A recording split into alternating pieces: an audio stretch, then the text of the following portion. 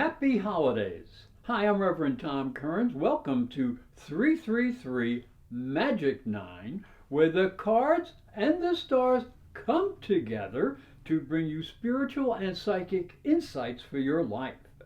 You can subscribe, hit the little bell below for notifications of new videos, and prepare for the new year with a special discount on private readings. Just go to my website, internetpsychicreadings.com. The link is below. Now, let's take a closer look at the power of the tarot cards and stars. Leo, the tarot card for the first week of the month is the Sun. You should love that card because you are a sunny person. Now, the reason for this is that the Sun, Mercury, Venus, a new moon are all going to be in the sign of Sagittarius this month. And Sagittarius is the most optimistic and happy of the signs. It's sort of like you are also, and you and Sagittarius get along together. So this will be good for you. Now we're going to see that you're going to have Mercury move into the fifth house. And this is really good for you because it increases your intellectual talents. You have an ability to communicate more clearly. This will eliminate confusion in creative projects, and it might increase your romantic pursuits. Woohoo! Get out there and talk. So, Neptune in the 8th house is very powerful. And it's not subtle, and you can open the power of your imagination, the power of the psychic, and the spirituality. So this will increase your psychic and sensitivity abilities and also your sensuality. Woohoo! Now, there's also this major trine, Neptune to Venus, and this shines blessings down here into your home and family area. It can help create peace and joy at home, and that's a wonderful thing. And also Venus will inspire Neptune and lift Neptune to higher thoughts and boundless senses of what's going on in the world and in the universe and in your life. Leo, the card for the second week of the month is the Six of Wands, and this is the victory card. And all of us who have lived through this year and we have experienced all the challenges that we have, we deserve a victory. And because of the position of the Sun and Mercury in your 5th house, this will increase your ability to enjoy pleasure. And pleasure is a great motivator. So this is a really good time to do romantic things, to complete creative projects, and just have a very nice, warm time. But, there's always a but. Neptune in the 8th can bring some confusion if you have to deal with other people's resources. So do be a little bit careful with that because Neptune is squaring the Sun, and you have to be really clear when you're dealing with other people, and especially in intimate ways. But there is also a very stimulating and very nice sextile between Venus and Pluto.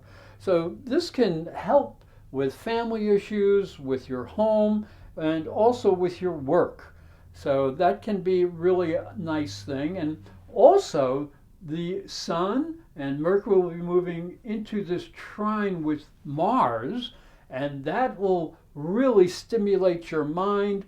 You'll think about faraway places, it'll broaden your pursuits, and it can really bring you a sense of what you're aiming to do in the future. So that can be really helpful to you. The card for the 3rd week of the month is the Magician. And the Magician deals with alchemy. He has power over the elements, and he has all the elements there. And he is inspired from above, and he's reaching upward towards the sky and also reaching down so he can bring thoughts from a higher level back down to the earth realm. Now, I'll get into why this is so important in a minute, but there's also a new moon and Mercury in the fifth house, and that's the house of pleasure and creativity. So other people may be worrying about getting back to business and normal things, but this really stimulates a need to have pleasure, maybe a new romance, do new creative things. So be willing to open yourself to new possibilities. Now, especially since Venus will also be moving into the fifth house, and this increases your ability to seek out and enjoy life. So take every opportunity to meet new people if you are single, or perhaps have a romantic dinner with your mate. Now, here's the important alchemy that is happening. And if you look closely, that is the planet Jupiter, that is the planet Saturn. They have been in the sign of Capricorn, Jupiter for the past year, Saturn for 2.5, and also Pluto has been there. And that has really given a great weight and heaviness to the world. Well, they are moving, and they are moving into your seventh house and the sign of Aquarius, a totally different energy from what we've been experiencing. So that's the new alchemy. Jupiter is opportunity and expansion, optimism. Saturn is duty and responsibility, and taking on responsibility in the world, taking on responsibility in partnerships and things of that nature. So now, as we move into the future, you're going to have to blend those two energies, optimism and duty and responsibility. And this will help you use the lessons that we have learned. Everybody has learned big lessons this year. Use those lessons as you move into the future. So the past leads to future success. And this will be especially true when you're dealing with the public or with partners. The card for the fourth week of the month is the World. And the World is a completion card. And this actually is a time of completion. The year is over. So we get a chance to look back, to evaluate what we have done, what we have learned, and to see how we can move forward into the future. So the World here is a very important card. Now, the Sun and Mercury are transiting your sixth house of business, and they can bring success in that area. They bring a renewal of energy into your daily routine. So that can help you become more efficient and effective in your work. There is also a wonderful trine, Mercury to Uranus, Sun to Uranus, and that can bring new opportunities into your career and also help you improve your social status. And if you have some brilliant new ideas, look at them carefully. If you can make them work, they can lead you to success and status. Now, Venus will be transiting also in this area, and she brings her sense of enjoyment and passion to you as you seek out and enjoy pleasure.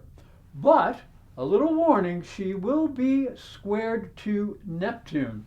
So you really kind of have to know what you are doing and what you are after.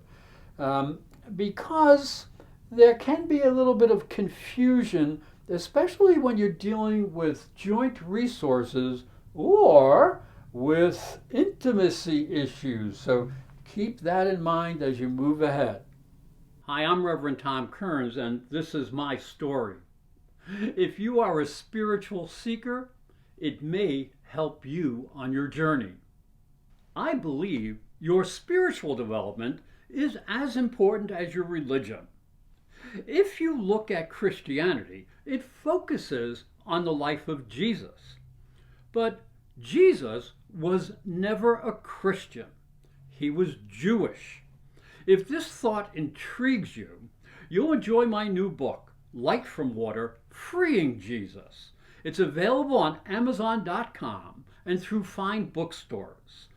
And it may help you on your spiritual journey. I'd like to thank you for watching and thank you for listening. Remember to subscribe because these videos are free, and hit the little bell for notifications. And for a special offer, visit my website, internetpsychicreadings.com.